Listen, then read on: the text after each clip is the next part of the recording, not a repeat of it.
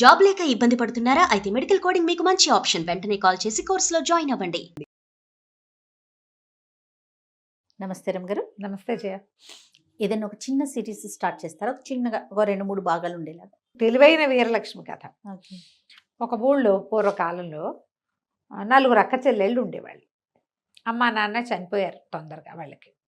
ఆఖరి పిల్ల కొంచెం లేటుగా పుట్టి. పెద్దక్కయ్యలు ముగ్గురికి పెళ్ళిళ్ళని ఈ పిల్ల చిన్నపిల్ల. అక్కయ్యలే అమ్మా నాన్న లోటు తెలియకుండా పెంచుకున్నారు. ఆ పిల్ల పేరు వీరలక్ష్మి. అయితే కొంతకాలం పోయి ఇక పిల్ల కొంచెం 11వ ఏడు 13వ ఏడు 12వ ఏడు వచ్చాక ఒక మంచి సంబంధం చూసి పెళ్లి చేశారు. వాళ్ళు కొంచెం దూరం పెళ్లి సంబంధం. సరే పెళ్ళయింది.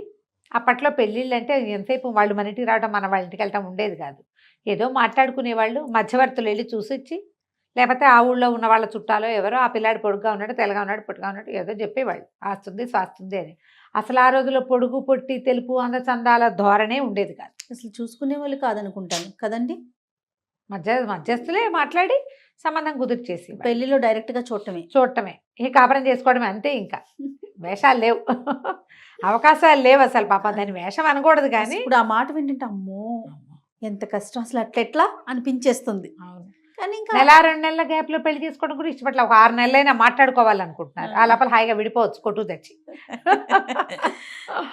సరే పెళ్ళయింది. పెళ్ళి దూరాభారం కదా, ఏకంగా పిల్లని కాపురానికే తీసుకెళ్తాంలే అన్నారు. 2 రోజులు 3 రోజులు వాళ్ళు గుంపంతా ఉన్నారు, వీళ్ళు గుంపంతా ఉన్నారు. అంతా అయిపోయింది.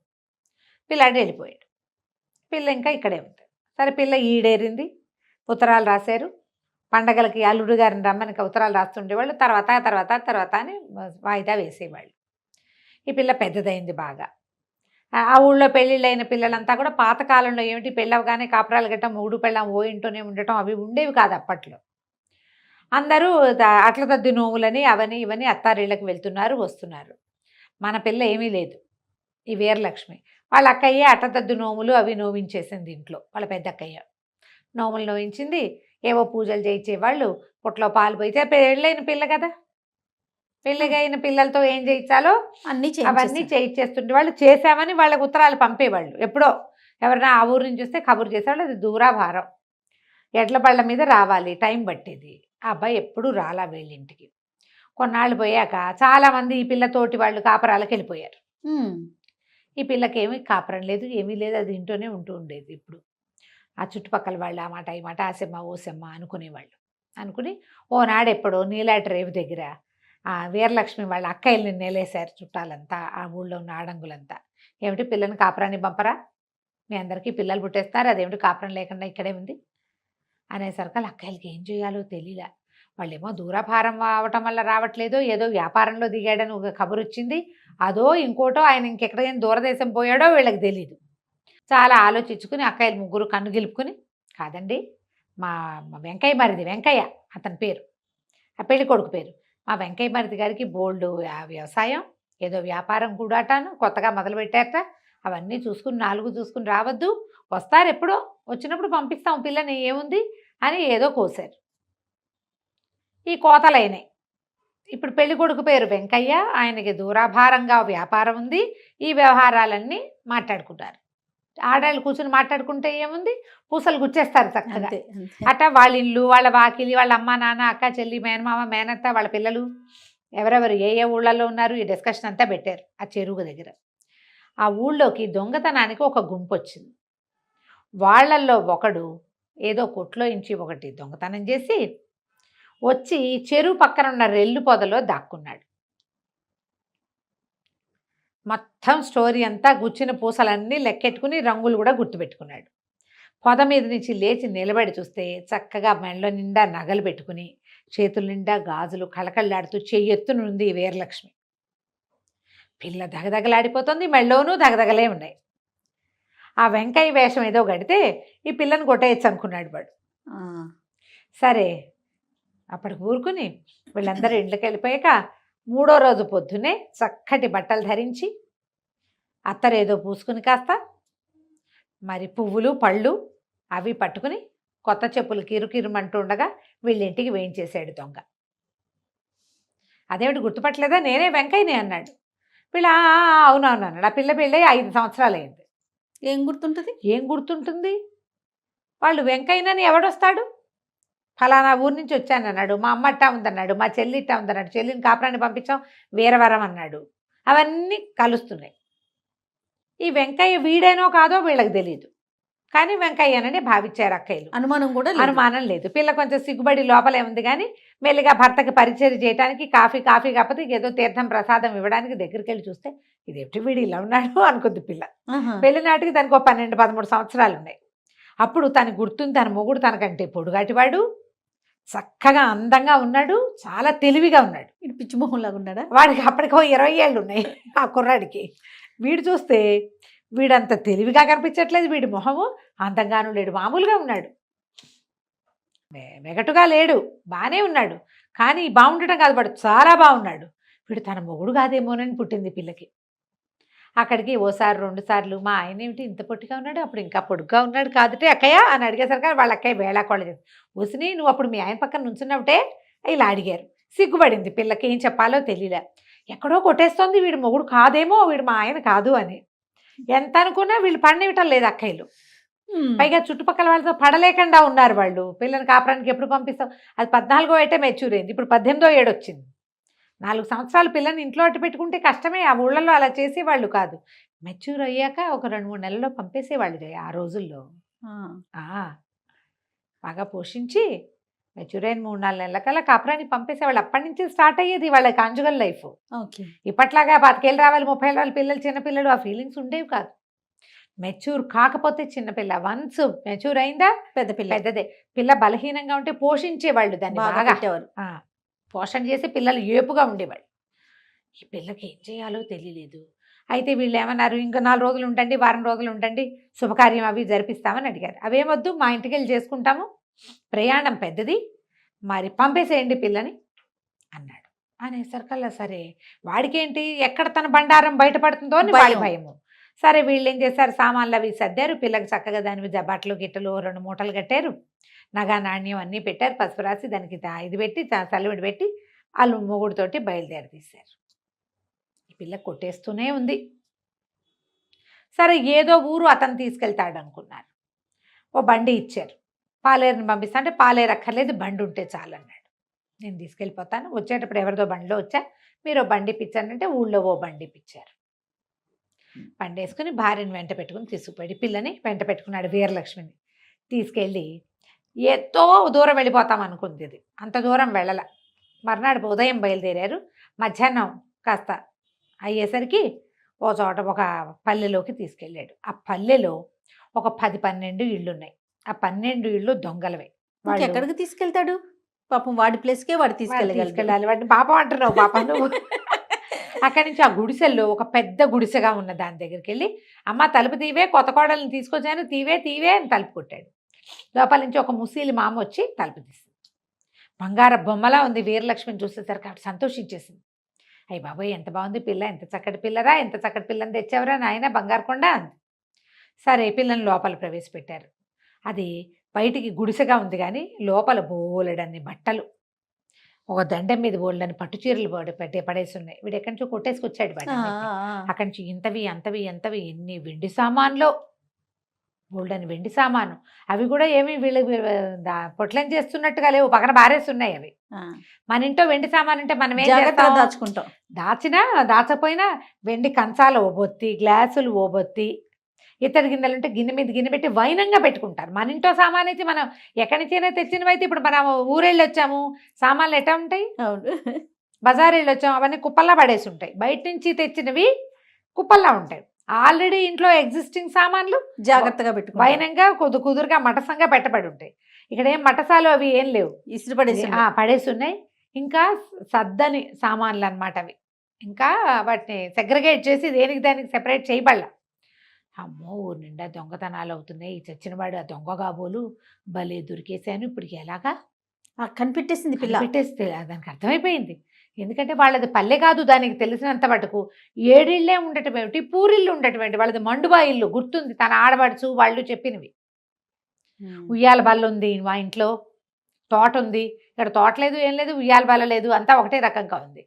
సరే బాగా ఆలోచించుకుని ఏం చెప్పిందంటే, అత్త అత్త మరేమో మాకు అట్ల తద్ది నోవు ఉంది, నోవు తీర్చకుండా కాపురం చేసుకోకూడదు, మరి మా ఇంటి దగ్గరే ఉండు, నోవులు తీర్పించి పంపిస్తామని మా అక్కయ్య వాళ్ళు చెప్తే నీ కొడుకేమో నీకు నన్ను చూపించాలని తీసుకొచ్చేసాడు, మరి అట్ల తద్ది నోవులు చేసుకోవాలత్త, నోవు చేసుకుని అప్పుడు కాపురం పెట్టుకుంటాము అన్నది. అని చెప్పేసరికల్లా ముసలావిడంది, అవును రోయ్, దేవుళ్ళతోటి చాలా కష్టం, అవన్నీ చెయ్యాలి మనం, అవన్నీ పట్టుకురమ్మని. సరే ఏమేం కావాలో చెప్పమన్నాడు. ఇప్పుడు పిల్ల బాగా ఆలోచించి కొబ్బరికాయలు గిబ్బరికాయలు, తమలపాకులు గిమ్మలపాకులు, కాటిక్కాయలు గీటిక్కాయలు, చేటలు గీటలు, పీటలు గీటలు అని మొత్తం వాడి కాగితం తెచ్చుకున్నాడు, రాసుకున్నాడు ఫుల్.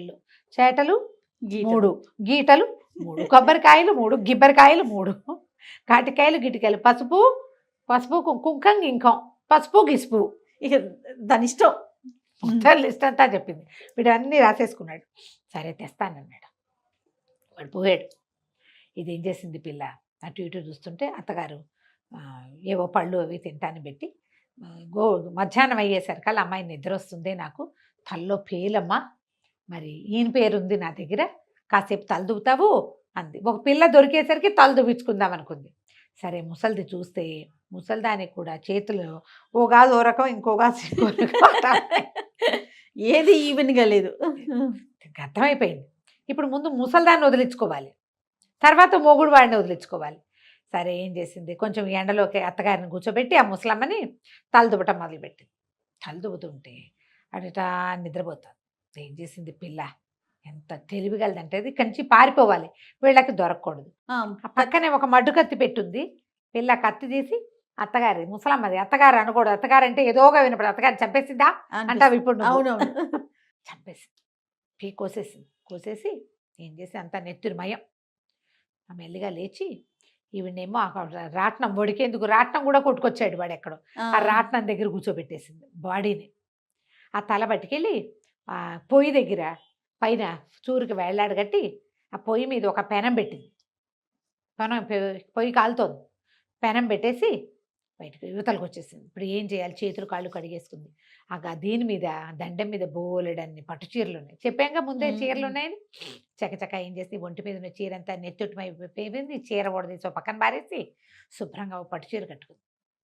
అక్కడి నుంచి జుట్టు జడ అల్లుకుని వచ్చేటప్పుడు దానికి ఇంత బారెడు జుట్టు అంతా ఓడదీసేసి ముందుకి వెనక్కి వేసి జుట్టు అంతా ఇంత జీబు కంపలా వచ్చేలాగా చేసుకుంది. ఇక అక్కడి నుంచి తను తెచ్చిన సామాన్లలో బండి దించుకుని సామాన్లు తెచ్చారుగా, అక్కయ్య వాళ్ళు పసుపు కుంకాలు ఇచ్చారు కదా, ఇంత పసుపు తీసి బాగా ముద్దలా కలిపి మొహానికి చేతులకి పట్టించేసుకుంది పచ్చగా. ఇంత కుంకం తీసి కుంకం పెట్టేసుకుని పక్క నుంచి ఒక వేప చెట్టు 4 వేప మండలు విరుచుకుని వేప మండలు పుచ్చుకొని ఇంటి వైపుకి నడవటం మొదలుపెట్టి వెళ్ళాలి. ఇది అంత పొద్దున బయలుదేరి మధ్యాహ్నానికి చేరారు, ఆ వైపుకి నడిచి వెళ్ళాలిగా ఇది. సరే అక్కడి నుంచి నడిచి వెళ్తుంటే ఈ లోపల మనవాడు వెంకయ్య ఉన్నాడుగా, వీడు కాస్త షాప్కి వెళ్ళి సామాన్లు అవి ఇవి కొనుక్కొచ్చాడు. ఆ కొనుక్కొస్తే వాళ్ళు కొబ్బరికాయలు అని ఇచ్చారు. గిబ్బరికాయలు నీ బొందా అన్నారు వాళ్ళు. కాటికాయ గీటికాయ ఏమిటి నీ బొందా అని తిట్టి ఒక షాపులో అయితే చెంపకాయ కొట్టాడు. ఏంటి పదే సతాయితో ఇచ్చిన పుచ్చుకెళ్ళు, నీ లిస్టు ప్రకారం ఇచ్చేసాం అన్నారు. సామాన్లు పుచ్చుకొని వస్తుంటే సరిగ్గా ఈ వీరలక్ష్మి వెంకయ్య చెరువు దగ్గర ఎదురుపడ్డారు. ఏం జరిగిందో వచ్చే భాగంలో తెలుసుకుందాం. భలే ఉంది రమ్మగారు. నమస్తే అండి. నమస్తే రమ్మగారు, వీరలక్ష్మి కంటిన్యూ చేద్దాం. భలే ఉందండోయ్, మంచి ధైర్యంగా ఉంది. దొంగ వెంకయ్య ఏం చేశాడు, సామాన్లు మోసుకొని వస్తున్నాడు. అప్పటికి కొంచెం చీకటి పడింది, ఇదంతా మధ్యాహ్నం, అమ్మాయి అక్కడుంది. సాయంకాలం అయిపోయింది. ఆ సాయంకాలం కొంచెం ఏంటంటే చలికాలపు వేళ అవడంతో పొద్దు తొందరగా తిరిగిపోయింది. దూరం నుంచి చూస్తే వీడికి ఎవరో నల్లటి ఆకారం కనపడుతుంది, ఏమిటా అని చూస్తే ఇది గుర్తుపెట్టేసింది పిల్ల. సంచి మోసుకొస్తున్నాడు వీడేనని. సింహం వచ్చినట్టు ఇట మోగటం మొదలుపెట్టింది ముందుకి వెనక్కి. చూస్తుంటే వీడు అయ్యి బాబోయ్ దయ్యం కాదు రోయ్, దేవతల్లి ఉంది. దగ్గరికి వెళ్తే ఏముంది, ఆ మహంకాళి స్వరూపాలు ఉంది, పసుపచ్చగా మొహనిండా పూసింది, ఇంత బొట్టు, తర్వాత జుట్టేమో విరబోసుకుంది. పొద్దున ఏం చేసింది, బిగువుగా వేసుకున్న జడంతా ఊడదీసి జుట్టు విరబోసుకుంటే మనమే కొంతమందిని గుర్తుపట్టలేం. అక్కడి నుంచి వేప మండలు, పెద్ద సింహం వచ్చినట్టు ఊతూ, ఏరా వెంకయ్య వచ్చాబా, మీ ఆవిడ చెప్పిన సామాన్లు అన్నీ తెచ్చాబా అని అరిచి కేకలు పెట్టేసరికల్లా, అమ్మో మా తల్లి ఎందుకు తేలేదమ్మా, తెచ్చానమ్మా, అన్ని సరుకులు తేలేదు, మా ఆవిడ ఇంత లిస్ట్ రాసింది, అందులో కొన్ని వచ్చినాయి కొన్ని రాలేదు అంటే నువ్వు ఎందుకు తేలేదు అవన్నీ తేకపోతే నా వ్రతం ఎట్ట పూర్తవుతుందిరా అని మళ్ళీ కేకలు పెట్టింది. తల్లి నువ్వు తలుచుకుంటే జరగందేముంది, అన్నీ దొరకాలని వరం ఇవ్వు, తెచ్చుకుంటానంటే అలాగే అవన్నీ ఇక్కడ పెట్టి నువ్వు వెళ్ళిపో అంది. వీడేం చేశాడు, సంచి మూసుకొచ్చాడుగా, ఆ మోసుకొచ్చిన సంచి కొబ్బరికాయలు, పసుపు కుంకాలు, వక్కలు, తమలపాకులు, అరటిపళ్ళు, ఆ తర్వాత ఏమో జాకెట్ ముక్కలు, కాటికాయలు, పసుపు కొమ్ములు అలాంటివేవో తెచ్చాడు. అన్ని వ్రతానికి చేటలు చిన్న చిన్నవి అవంతా మూట అక్కడ పెట్టాడు. పెట్టి వెనక్కి వెళ్ళాడు. వెనక్కి వెళ్ళగానే పిల్ల ఏం చేసింది, ఇక లగెత్తింది మూట మోసుకుంటూ వెళ్ళిపోయి ఊరు చెరువు దాకా వెళ్ళిపోయింది. చీకటి పడిపోయింది, పరిగెత్తేసింది బాగా మూట మోసుకుంటూ. పల్లెటూరు పిల్లలకి ఏముంది, వాళ్ళకేం మూటల గిట్లు లెక్కే లేదు. ఆ మూట పక్కన పెట్టి చీర విప్పి పక్కన పెట్టి శుభ్రంగా మొహం అంతా బాగా కడుక్కుని బిగుగా జడేసుకుని మళ్ళీ పట్టు చీర చక్కగా కట్టుకుని సామాన్లు మోసుకుంటూ రాత్రి వేళ ఇంటికి చేరింది. అక్కయ్య వాళ్ళు తెల్లబోయారు, ఇదేమిటే ఇట వచ్చావు, మీ ఆయన ఏడే అన్నారు. మా ఆయనకి పడిపోయినంత పని ఏదో వచ్చిందిట, అంచేత నన్ను ఏం చేశాడు, మళ్ళీ వెనక్కి నడిచొచ్చి నన్నేమో మన ఊరు చెరువు దగ్గర దిగబెట్టి చేశాడు. ఊరు మగదల్లో నువ్వు ఇంటికి వెళ్ళిపో, మన వ్రతం ఇది ఉంది కదా అట్లా తద్ది నోము, అదేమో నన్ను ఇక్కడే చేసుకోమని సామాన్లన్నీ కొనిచ్చాడు అని చెప్పేసరికి అక్కయ్యలకి ఈ విషయం చెప్పాల. చూస్తే పిల్ల చక్కగా మంచి పట్టు చీర కట్టుకుంది. వీళ్ళ దగ్గర అంతా మామూలు చీర, మామూలు వాళ్ళు ఏదో పర్వాలేదు, వీళ్ళు అంత ఖరీదైన పట్టు చీర పిల్లకి కట్టబెట్టాడంటే మరి బాగుంది. సరే సామాన్లన్నీ వచ్చేసినాయి, పండగ సామాన్లన్నీ, అట్టతది సామాన్లు లోపల పెట్టారు. పిల్లని లోపల తీసుకుపోయారు. అదేదో కాస్త వాళ్ళ అమ్మ అక్క వాళ్ళ అన్నం పెడితే ఓ మొద అన్నం తిని పడుకుంది. కానీ దాని భయంగానే ఉంది, ఏమైపోతుందో అన్ని. ఈ లోపల ఈ పిల్ల ఇల్లు చేరే సమయానికి వాడు కొట్ల అన్ని దగ్గరికి వెళ్ళి అన్ని చోట్ల గీటికాయలు, గిబ్బరికాయలు, గీటికాయలు, కుంకం, గింఖం అన్నది ఇచ్చింది కదా, గింఖం, గిసుపు ఇలాంటివి అడిగి అందరితోటి తిట్లు, కొన్ని చోట్ల చెంపకాయలు తిని బతుకు జీవుడా అని మళ్ళీ చెరువు దగ్గరికి వచ్చి చూస్తే ఏముంది, ఆ చెరువు పక్కన సామాన్లు లేవు, దేవత లేదు. అయ్యయ్యో వరం ఇస్తుంది అనుకుంటే మన సామాన్లన్నీ కొట్టుకుపోయిందే, దిందుంపదగా ఎవడో వేషం వేశాడు, నాకు తెలియలేదనుకుని సరే ఇంటికి వెళ్ళిపోదాం, ఈ సంగతి రేపు పొద్దున్న చూద్దామని ఇంటికి వెళ్ళాడు. ఇంటికి వెళ్ళేసరికి వాడింటికి వెళ్ళేసరికి రాత్రి అయిపోయింది. ఇక అక్కడి నుంచి తలుపు కొట్టాడు. అమ్మ తలుపు తీవే అన్నాడు. ఈ లోపల ఈ పిల్ల ఏం చేసింది, పొయ్యి వెలిగించి పొయ్యి మీద పెనం పెట్టి పైన అత్తగారి ముసలమ్మ తల వేలాడదీసిందిగా, రక్తం పడుతుంది దాని మీద, చుయ్యి అని చిన్న చిన్న శబ్దం వస్తుంది. ఏదో నెత్తురు కాలిన వాసన వేరే రకంగా వస్తుంది. వీడు చుయ్యమని శబ్దం వస్తే మా అమ్మ ఏమన్నా అట్లు పోస్తోందా, ఏం చేస్తోంది, కోడలికి ఏమన్నా వండి పెడుతోందేమో, కోడలు ఇంతకాలానికి దొరికిందని. తీవే తలుపు, కొత్త కోడలు నువ్వు కలిసి వండుకు తింటున్నారా, తీవే అని తలుపు తోసాడు. తొయ్యబడలేదు. విసురుని తోసేసరికల్లా ఆ పక్కనే రాట్నానికి ఆనించుంది తల్లి శవం, మొండం పెట్టింది కదా అక్కడ. తలుపు దభేల్మని తెరుచుకుని ఆ రాట్నం కాస్త ఒక్క విసురుని అంత ఎత్తున ఎగిరిపడి ఆ ముసలమ్మ శవం గుమ్మానికి అడ్డగాబడి నిర్కాంతపోయాడు. ఏది అమ్మ తల్లేదు, శరీరం తెలుస్తుంది తల్లిదని. అమ్మ వెలుగు ఏదో చిన్న దీపం ఉంది వాళ్ళ ఇంట్లో, ఎక్కువ వెలుగేం లేదు, ఏదో బయట ఉన్న వెన్నెల వెలుగు వాడికి అర్థం కాల. గబగబా ఆ దీపం ముట్టించాడు. ముట్టిస్తే ఇంకేముంది, మెడలేదు తల్లి. అక్కడి నుంచి పరిగెత్తుకుంటూ అటు ఇటు ఏదో చుయ్యమంటోంది. ఏమిట్రా అని చూస్తే పొయ్యి వెలుగుతోంది, సన్నగా మండుతోంది. ఆ పైన ఏమో పెనం పెట్టుంది, పైనుంచి తల్లి సేవ. అమ్మ బాబోయ్, వీరలక్ష్మి చేసింది ఇంత పని రాకాసి మొహంది. పిల్ల ఉఠావుగా ఉంటే బాగుంటుంది అనుకున్నాను, దీంతో ఇది ఇంత పని చేసింది. అయ్య బాబోయ్, ఇంకేమైనా ఉందని ఆ తల్లి మొండేమో సేవతలా కలిపి ఓ పక్కన పెట్టాడు. ఫ్రెండ్స్ని అందరినీ కేకేశాడు. వీరలక్ష్మి దొంగ మొహాన్ని ఇంత పని చేసింది, మన కొంప ముంచేసింది. రేపొద్దున మా అమ్మకి ఉత్తరక్రియలు చేసుకోవాలని తెల్లవారే తల్లికి ఉత్తరక్రియలు చేశారు. ఉత్తరక్రియలు చేసిన తర్వాత ఏం చేశారు, సరే చీకటి పడింది. సాయంత్రం అయిపోయింది. ఈ కథ అంతా అయ్యేసరికి చీకటి పడి ఒకవేళ పిల్ల వెనక్కి చేరిపోయిందేమో, వాళ్ళ ఇంట్లో ఏం చెప్పిందో, అసలు పిల్ల ఇంట్లోకి చేరిందో లేదో ముందు చూద్దామనుకున్నారు. 6 దొంగలు వాళ్ళు. వీళ్ళు గొడ్లని కాసుకుంటూ ఉంటారు. ఆవులు ఉన్నాయి వాళ్ళకి పుష్కలంగా. ఆవులు కాసుకుంటూ చుట్టుపక్కల ఊళ్ళ చుట్టూతా తిరిగి ఎవరింట్లో వెసులుబాటుగా ఉంటుందో చూసుకుని అక్కడ దొంగతనం చేస్తారు. మామూలుగా వాళ్ళు పశువుల కాపర్లలాగానే కనపడతారు. ఆవులు మేపుకుంటూ తిరుగుతారు. ఆ ప్రాంతాల్లో ఎవరైనా ఒంటరిగా నడిచి వెళ్తున్నారనుకో వాళ్ళని లూటీ చేస్తారు. అది వాళ్ళ స్టైల్ అన్నమాట. సరే ఏం చేశారు, ఈ 6 మళ్ళీ బయలుదేరారు. 5 యువతలు నుంచున్నారు. ఈ వెంకయ్య వెళ్ళి ఇలా ఇంటి దగ్గర దాకా వెళ్ళాడు. ఆ అమ్మాయి గది తెలుసు వాడికి, ఎందుకంటే 3 రోజుల ముందు ఇంట్లోకి వచ్చాడు, చూశాడు. అయితే ఆ అమ్మాయి గదికి, ఆ పిల్ల లోపల భాగంలోకి వెళ్ళాక ఒక పక్క నుంచి వెళ్ళొచ్చు, పెడగా ఉంది ఆ గది, కిటికీ ఉంది. ఈ పిల్ల ఏం చేసింది, తెల్లవార్లు ముందు రోజు రాత్రి నిద్రపోయింది. ఈ రాత్రి దానికి భయం పట్టుకుంది. వీళ్ళేమి చడి చప్పుడు కాకుండా ఉన్నాడేమిటి, వచ్చి ఇంటి మీద పడతాడేమో, వాడే మొగుడని వీళ్ళు అనుకుంటారు. ఇది కాదని చెప్పాల, భయపడిసేస్తారని. ఏం చేస్తారో అని ఏం చేసింది, రాత్రి ఒక ఇంత పిడిబాకు ఒకటి దగ్గర పెట్టుకుని కూర్చుని ఉంది కిటి గదిలో. సరే చూస్తూ ఉంది, ఏదో సందడి అవుతుంది. అక్కయ్యలంతా నిద్రపోయారు. ఇది భయంతో ఉన్న వాళ్ళకి నిద్రలు పట్టవు. చీమ చిట్టుకుమన్నా మెల్లిగా కిటికీ దాకా వెళ్ళి చూసొస్తాం. సరే ఒక మనుషులు చేరారు గుంపుగా, అది తెలిసింది చెట్ల చాటున ఉన్నారని. ఒక మనిషి తన ఇంటి వైపు నడిచి రావటం కూడా చూసింది. ఈ అమ్మాయి గది ఇది. వాడు ఏం చేశాడు, ఇట్లా కిటికీకి మొహమానికి, చీకట్లో ఎట కనపడుతుంది మనకి, బాగా చూస్తే కాసేపటికి కను వెలుగు ఏర్పడి మనకు అక్కడ ఏముందో తెలుస్తుంది. ఫస్ట్ టైం చూస్తే చీకటి గుయ్యారంగా ఉంటుంది, సైన్స్ అంతేగా. వీడేం చేశాడు, కిటికీకి మొహమానించి చూస్తున్నాడు. చూస్తుంటే ఇది ఏం చేసింది, చటుక్కున ఈ పక్క నుంచి చాకు పెట్టి ముక్కు తెగ్గొచ్చి, అయ్యో వాడు ముక్కు మూసుకొని లబో దేబో అనుకుంటూ అరిస్తే పట్టుపడిపోతారు. ఇలా చేయి చూపించాడు. చేయి చూపించేసరికి వాళ్ళలో ఒకడు పరిగెత్తుకొచ్చాడు, ఉందా ఉందా ఉందా అని. వీడు ముక్కు పుచ్చుకుని అవతలకు నడిచే లోపల రెండో వాడు మొహమాన్ని ఇచ్చాడు, వాడు ముక్కు కోసేసాడు. 6గురికి ముక్కులు దిగిపోయినాయి. 6 ముక్కులు పడ్డాయి ఇంట్లో.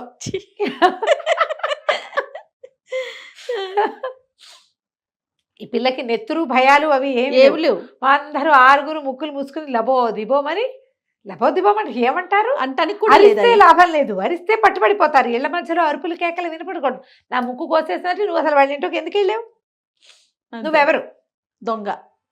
ఏం చేస్తారు, ముక్కులు మూసుకుని నెత్తుళ్ళు ఓడుకుంటూ పరిగెత్తారు. పరిగెత్తి ఏం చేశారు, పారిపోయారు. ఏం చేయాలో తెలియదు, ముక్కులకి ఏం చేయాలో తెలియటల్లా. ఈ పిల్ల ఏం చేసింది, గబగబా వంటింట్లోకి వెళ్ళి ఒక ఇత్తడి పళ్ళెం, ఇంత పళ్ళెం పట్టుకొచ్చి ఈ కింద పడ్డ ముక్కులని ఏరి అందులో పెట్టింది. రాకాసిది మంచి కాదనమాట. అక్కడి నుంచి తెల్లవారేశారు కల్లా వాళ్ళ అక్కయ్యకి చెప్పింది, అక్క కొంచెం బజార్లోకి వెళ్ళి పని ఉంది, మా ఆయన ఏవో డబ్బులు ఇచ్చాడు, ఏవో కొనుక్కోమన్నాడు, మరి నేను వెళ్ళొస్తానని. అక్కయ్య వాళ్ళు వంటింట్లో పనిలో ఉండగా ఇది ఏం చేసింది, తలకి వాటికి రంగు వేసుకుని కొంచెం తెల్లగా కనపడేలాగా ఒక పాత చున్నీ అంటే పాత ఓణి ఒకటి నెత్తి మీద కప్పుకుని ముసిలిదానిలాగా నడుచుకుంటూ ఈ ముక్కులకి ఉప్పు కారం పట్టించి, ఉప్పు కారం పోసింది పళ్ళెలో, వాటిలలో అద్దేసి ఆ ముక్కులు మోసుకుని పోయింది పళ్ళెం. పట్టుకెళ్ళి ఏం చేసింది, బజార్లో ఎక్కడ ఏ పక్క దారి అయితే వీళ్ళు గొడ్లు ఈ అమ్మాయిని దారికి తీసుకెళ్ళాడో వాళ్ళ ఇంటి వైపుకి, ఆ వైపుకి తిరగటం మొదలెట్టింది. ముక్కులు బాబు, ముక్కులు మంత్రించిన ముక్కులు ఎవరు కావాలంటే వాళ్ళు అంటించుకోవచ్చు, క్షణాల్లో పెరిగిపోతుంది ముక్కు. పొట్టి ముక్కు వాడు పెట్టుకోవచ్చు, ముక్కు లేని వాడు పెట్టుకోవచ్చు అని కేకలు పెట్టడం మొదలెట్టింది. అక్కడ ఒక చెరువు కట్టుంది. వీళ్ళు రాత్రి ముక్కులు ఓడుతూ ఏం చేస్తారు, మొహాలు కడుక్కోవడానికి చెరువు దగ్గర దిగి ఉంటారు. పొద్దున్న 9 అయింది. ఈ ముక్కులతోటి ఏం చేసుకోవాలో తెలియటం, అందరు మొహాలు ఇట కప్పుకుని తిరుగుతున్నారు. ముక్కిడి కనపడుతుంది కదా ముక్కు దిగిపోతే. అక్కడి నుంచి ఒకడు విని, ఏమిటో ముక్కులు అమ్ముతుందిరా ముసిలిది, ఏమిటో చూద్దామని ఒకటి దగ్గరకు వచ్చాడు. ఏమిటవ్వా ఇవి అన్నాడు. ముక్కులు నాయనా మంత్రించిన ముక్కులు, మాంత్రికుడు ఒకడు మంత్రించి ఇచ్చాడు, వీటికి ఏం లేదు, చక్కగా గుగ్గిలను ధూపం వేసి ముక్కు అతికించుకుంటే ముక్కు వచ్చేస్తుంది. ముక్కు అంటుకుపోయి చక్కగా పెద్ద పెద్ద ముక్కులు వస్తాయండి. అనగానే ఎన్ని ఉన్నాయి లెక్కెట్టాడు, 6 ఉన్నాయి. కరెక్ట్గా 6గురికి సరిపోయాయి. వాడు ఆ పళ్ళెని తీసుకుని పరిగెత్తుకుంటూ వెళ్ళి స్నేహితులందరికీ పడుకోరే పదండ్రా గూడెం వైపుకి, అక్కడికి పోదాం, మన చెరులో మొహాలు కడుక్కుని దీని గుగ్గిలం, ఇల్లు ఉండద్దు గుగ్గిలం పొగేయాలంటే, గుగ్గిలాలు పొగలు రోడ్ల మీద రావు, అంతేగా మొహాలు అయితే కడుక్కోగలరు ఏ చెరువు దగ్గర.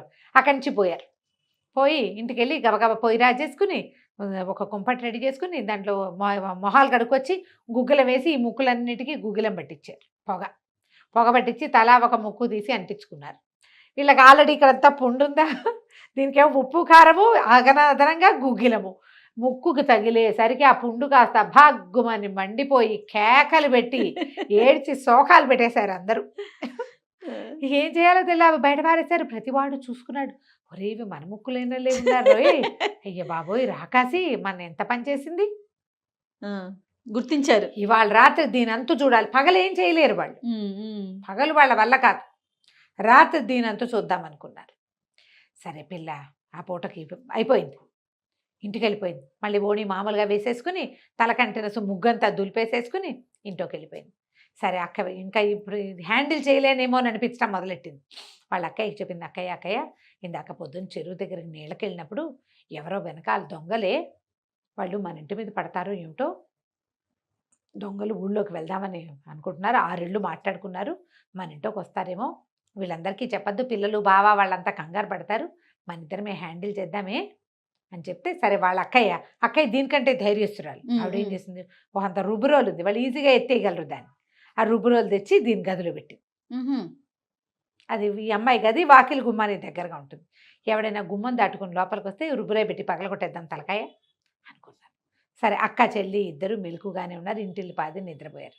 రాత్రి అయ్యేసరికి వెంకయ్యకే ఈ ఇల్లు ఆనుపాను తెలుసు, ఆ పిల్ల గది ఎక్కడుందో తెలుసు. వాడు అలాగా తలుపు తీసుకుని అమ్మడి గదిలోకి వచ్చేసాడు, వీరలక్ష్మి గదిలోకి. ఈ గదిలోకి రావటం ఏమిటి, వాళ్ళ అక్క చెల్లి ఇద్దరు కలిసి ఆ రుబ్బురోలు పెట్టి నడ్డి మీద ఒక్కటి పెట్టారు. అదిరిపోయింది.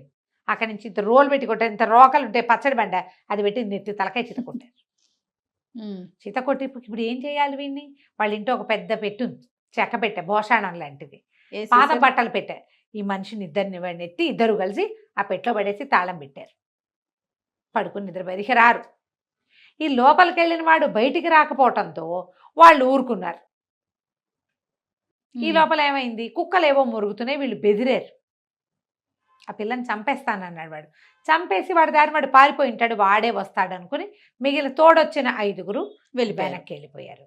ఈ మర్నాడు పొద్దున ఈ పెట్టెని ఈ అమ్మాయి ఏం చేసిందో, ఎలా వీళ్ళ నుంచి తప్పించుకుందో మనం వచ్చే భాగంలో తెలుసుకుందాం. మామూలు పిల్ల కాదు రమ్మగారు. నమస్తే అండి. నమస్తే రమ్మగారు, వీరలక్ష్మి ఒక వీరగాథ, వీర వనితది మాట్లాడుకుంటూ ఉన్నాం. ముందు ముక్కులు కోసేసింది, ఇప్పుడు ఏం చేసింది, ఇంట్లో అక్క చెల్లి ఇద్దరు ఒక పెద్ద రోకల వండని వాటిని పెట్టుకుని సిద్ధంగా కూర్చున్నారు. ఆ పడిపోయిన వాడిని ఆ వెంకయ్యే ముందొచ్చాడు, వాడిని ఏం చేసింది భోషాణంలో పెట్లో పెట్టేసింది, వాళ్ళేమో వెళ్ళిపోయారు. తెల్లవారేసరికి వీరలక్ష్మి ఏం చేసింది, ఒక మళ్ళీ ముసిలి వేషం వేసుకుని ఓ బండిని పిలిచి ఈ భోషాణం పెట్టని ఆ బండిలో పెట్టుకుని తీసుకెళ్ళేసరికల్లా ఒక చెరువుగట్టు దాకా వెళ్ళింది. చెరువుగట్టు దగ్గర దాన్ని దింపి బండిని వెళ్ళిపోరా అని పంపించేసి ఆ భోషాణం పక్కన కూర్చుంది. ఈ 5 దొంగలు కనపడ్డారు ఆవిడికి, అమ్మాయికి. వాళ్ళు ఆవులు తోలుకొస్తారు చెరువులోకి. అమ్మో యావా భలేగా ఉందని పలకరించారు. ఏందవ్వా ఏంటంటే, నాయనా బాబు ఈ పెట్టే మాకు చిరకాలంగా ఉంది, మా ఇంట్లో పెట్లో నా లక్ష్మీదేవి ఉంది, బోల్డ్ అంత డబ్బులున్నాయి, నేనేం చేసుకుంటాను ముసలిదాన్ని, కమ్మగా పాలు తాగుదామంటే ఒక్క ఆవు లేదు నా దగ్గర, అందుకని ఈ భోషాణం పెట్టని ఎవరికైనా ఇచ్చేసి ఒక ఆవుని దోణ్ణి కొనుక్కుందామని కూర్చున్నాను నాయన అంది. ఏముంది పెట్లో ఏముంది అని అడిగారు వాళ్ళు. తరతరాలుగా మాకు సంపద వస్తున్నదంతా ఇందులోనే ఉంది, ఆ పెట్టె కూడా తీయలేను నేను, నాకెందుకు, ఆవు దూడ ఉంటే చాలు అనగానే పెట్టిస్తావా మాకు ఇస్తామన్నారు. ఎందుకు ఇవ్వను, ఒక ఆవుని ఓ దోడిని ఇస్తే ఇస్తాను అనేసరికల్లా ఏముందో చూస్తాను తాళం ఇవ్వన్నారు. అనేసరికల్లా నాయన భలేవాడివి, అట తీయకూడదు, ఇది ఎన్నేళ్ల నుంచో మూత పెట్టి ఉన్నది, దీన్ని చక్కగా దీనికి ధూపం వేసి చక్కగా స్నానం చేసి మనం ధూపాలు అవి వేసి అప్పుడు తాళం తీస్తే లక్ష్మీదేవి బయటకు వస్తుంది, లేకపోతే శంకిడిలాగా మీద పడి పీక్కు తింటుంది. ఇప్పుడు కనుక తీసేవా, నువ్వు స్నానం లేదు పానం లేదు, తాళం తీసే నీ మీద అమ్మవారు అయ్యి అది మీద పడుతుంది, భూతక్కి అవుతుందని బెదిరించింది. ఆ రోజుల్లో ఆ నమ్మకాలు ఉండేవి. పాతకాలపు భోషాణ పెట్టెలు తీస్తే అందులోంచి బుస్సుని పావులు వచ్చేవి, అలా కథలు ఉన్నాయి కదా. వీళ్ళేమనుకున్నారు, ముసలిదేమో చూస్తే డబ్బులు కాదు దానిలాగానే కనపడుతోంది, పెట్టేమో మంచి దిట్టంగా ఉంది, దానంతా వెండి పువ్వులు అవి తావడాలు చేస్తున్నాయి, ఏదో ఉంటుంది, ఇది చెప్పేంత పేద సంపద కాకపోయినా ఎంతో కొంత ఉండకపోతుందా, తాళం తుప్పెక్కిన పాత తాళం. సరే ఏమనుకున్నారు, ఇదిగో ఆవులున్నాయి, ఏ కావాలో తీసుకోమంటే మంచి దిట్టంగా చక్కగా నున్నగా నిగనిగలాడుతూ కళకళలాడుతున్న ఒక ఆవుని దూడిని సెలెక్ట్ చేసుకుంది ముసలి వేషంలో ఉన్న వీరలక్ష్మి. ఆవుని దూడిని నేను తోలిపోతాను, మీరు దీన్ని చక్కగా మీ ఇళ్ళకి తీసుకుపోయి మీరు 5 శుభ్రంగా తలంట్లు పోసుకుని స్నానాలు చేసి దీనికి ధూపం వేసి మీరు కూడా ఆ ధూపం కాస్త పీల్చి అప్పుడు తాళం తీయండి అని తాళం చేతులు పెట్టింది. వీళ్ళలో ఒకడికంటే ఒకడు ముందు వెనక అనుకోవడానికి వీల్లేదు, భయం అందరికీ కూడా. వాళ్ళు భోషాణం పెట్టి మోసుకుంటూ పోయారు. వాళ్ళ దగ్గర బండి లేదు, భోషాణం మొయ్యాలి మోసుకెళ్తుంటే ఏమైంది, కాస్త ముందుకెళ్ళేసారు కదా, అబ్బాయి ఏంట్రా ఇంత బరువుగా ఉంది, బరువు ఎక్కుతుందా ఏమిట్రా అనిపిస్తోంది వాళ్ళకి. ఇంకా ఇంకా ఇంకా ఇంకా ముందుకు తీసుకెళ్లారు.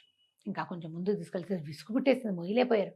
అమ్మో ఇందులో ఏం భూతం ఉందోరా, ముసలిది మనని మోసం చేసింది, మోసం చేసి ఏ భూతం ఉండుంటుంది, ఇంకా ఇంకా బరువు పెరిగిపోతుంది, దీన్ని ఇక్కడే పారేద్దామని వదిలేద్దాం అనుకున్నారు. ఒకడు వదిలేసి ఒకడు పట్టుకుని ఆ పెట్టె కాస్త అడ్డదిడ్డంగా పడి టపక్కమని ఆ తాళం ఓపెన్ అయిపోయింది. ఓ తాళం ఓపెన్ అయిపోయేసరికల్లా అది పక్కకి ఒరిగిలి పడింది. తాళం తెరుచుకునేసరికల్లా అది గొళ్ళెం పెట్టి తాళం పెట్టింది. ఆ గొళ్ళెం తెరుచుకుని ఆ లోపల ఉన్నవాడు తల కింద పక్కన పడ్డాడు. పడంగానే వాడికి మెలకు వచ్చింది. మెలకు వచ్చి తోసేసరికల్లా కాస్త అటు ఇటు కదిలేసరికల్లా తలుపు మూత తెరుచుకునేసరికల్లా కెవ్వు మరి కేక పెట్టాడు. ఒక్కసారి వెలుగు కనపడేసరికి స్పృహ తప్పి ఉన్నవాడు కదా, కేక పెట్టేసరికి అయ్య బాబోయ్ ఇంకేముంది, ఆ భూతం బయటకు వచ్చేసి ఇలాగెత్తండి రా అని 5 పరిగెత్తారు. వీడు స్పృహలోకి వచ్చి చూసుకుంటే తనేమో ఎక్కడో రోడ్డు మీద ఉన్నాడు. అది చూస్తే చెరువు గట్టు దాటినట్టు కనపడుతోంది. ముందు పరిగెత్తేవాళ్ళు తన ఫ్రెండ్సే. ఆవులన్నీ కకావికలుగా ఎవరి బయట దారిని పరిగెత్తేస్తుంది. వీడు పరిగెత్తుంటే ఆవులు పరిగెత్తావు, ఒరే ఆగండ్రా మీ దుంపల దగ్గర. వీడు ఎంత అర్చన, అయ్య బాబోయ్ వెంకయ్య గొంతుతో పిలుస్తోందిరా పిశాచం, ఇంకేముంది అని పరిగెత్తారు. వాళ్ళ వెనకాల పడి వీడు పరిగెత్తడం మొదలెట్టాడు. ఎంత పరిగెత్తినా వాడు వీడికి అందలా. కానీ ఆ పరిగెత్తే 5గురిలో ఒకడికి రాయేదో తగిలి వాడు దభేలను ముందు పడ్డాడు. పడగానే వీడు పరిగెత్తుకుంటూ వెళ్ళి వాడిని కావిటేసుకున్నాడు. వెంకయ్య, ఒరే మీ దుంపల దగ్గర ఎందుకు పరిగెడుతున్నారు రా, నేను వెనకాల నుంచి కేకేస్తుంటే తల పోటెత్తిపోతోంది, ఏదో తగిలింది నెత్తికి, వీపులు నొప్పిగా ఉంది, నేను ఎంత పరిగెత్తినా ఆగి చావరేరా మీ మొహాలు మండా అని తిట్టడం మొదలెట్టాడు. ఎప్పుడైతే వీడు బూతులు తిట్లు అందుకున్నాడో అప్పుడు పడ్డవాడికి వీడు దయ్యం కాదు వెంకయ్య అని తెలిసింది. అర్థమైంది. నువ్వెక్కడి నుంచి వచ్చావురా పెట్టిలోకి అన్నాడు. నాకేం తెలుసు, దాని ఇంట్లోకి అడుగు పెట్టా, తర్వాత పెట్టిలోంచి బయటకు వచ్చాను అనగానే అమ్మ బాబోయ్ అని, ఓ అన్నయ్య ఓ బావయ్య అని కేకేసి వాళ్ళని ఆపాడు. ముందు పారిపోతున్నాడు నలుగురిని. వాళ్ళు కూడా వెనక్కి వచ్చారు. పిశాచం పట్టేసుకుంది వేయండి అనుకున్నారు. దగ్గరకు వస్తే వెంకయ్య, ఏం జరిగింది అంటే ఏదో పెట్టి కొట్టారురా నన్ను ఆ పెట్టిలో పడేసినట్టున్నారు. ఆ పెట్టె వీడికి అప్పచెప్పి ఆవు దూడ పట్టుపోయింది. అది ఓహోహో చక్కటి ఆవు దూడ, పెద్దవి, బోళ్ళు పాలిచ్చేది, అది కాస్త పట్టుపోయింది. దీన్ని బతకనివ్వకూడదు, ఏమైనా సరే ఈ పిల్లని ఎత్తుకుపోయి ఎక్కడైనా వేసేసేయాలి. సరే ఏం చేశారు, మళ్ళీ వెళ్దాం అనుకున్నారు. మళ్ళా 2 రోజులు ఆగారు. ఈ పిల్లకి భయంగానే ఉంది. 2 రోజుల్లో ఏమీ అవల. సరేలే బుద్ధి వచ్చింది, కొన్నాళ్ళు ఇంకా ఊరుకుంటారనుకుంది. వాళ్ళు కూడా వెంటనే వదిలితే అది జాగ్రత్త పడుతుంది. కొద్ది రోజుల పాటు ఇంకా ఊరు వైపుకే వెళ్ళాల. దాంతో మెల్లిగా రోజు భయపడుతూ నిద్ర మెలకుగా ఉండేది. క్రమంగా గాఢంగా నిద్ర పట్టడం మొదలుపెట్టింది. తగ్గిపోయింది ఈ ఎద్దడి అని అనుకుంది. ఆవు దూడని పట్టుకొస్తే మా ఆయన కొనిచ్చాడని చెప్పింది అక్క వాళ్ళకి. చెప్పింది కానీ అసలు సంగతి మాత్రం విషయం చెప్పలేదు. సరే చెప్పకుండా ఇంట్లోనే ఉంటుంది. ఒకరోజు ఏమైంది, రోజు రెక్కి చేసేవాళ్ళు వీళ్ళు. ఈ పిల్ల ఏం చేస్తుందని ఎవడో ఒకడు వచ్చి చూసి వెళ్ళేవాళ్ళు. అది సాయంకాలాలు నొలక మంచం వేసుకుని చీకటి పడ్డాక చల్లగాలికి వెనకాల పెరట్లో పడుకుంటుంది. 4-5 రోజులు చూసి ఇది సాయంత్రం పూట పడుకుంటోంది వీరలక్ష్మి పిల్లది అని తేల్చుకుని ఏం చేశారు, ఒకనాటి రాత్రి వేళ ఆ అమ్మాయి నొలక మంచం వేసుకుని దొడ్లో పడుకునేది చల్లగాలికి. అక్కయ్య వాళ్ళు కూడా సరే లేని ఊరుకునేవాళ్ళు. ఇంట్లోనే కదా, మన పెరట్లోనే, ఏం భయము, గేట్ ఎలాగూ వేసి ఉంటుంది.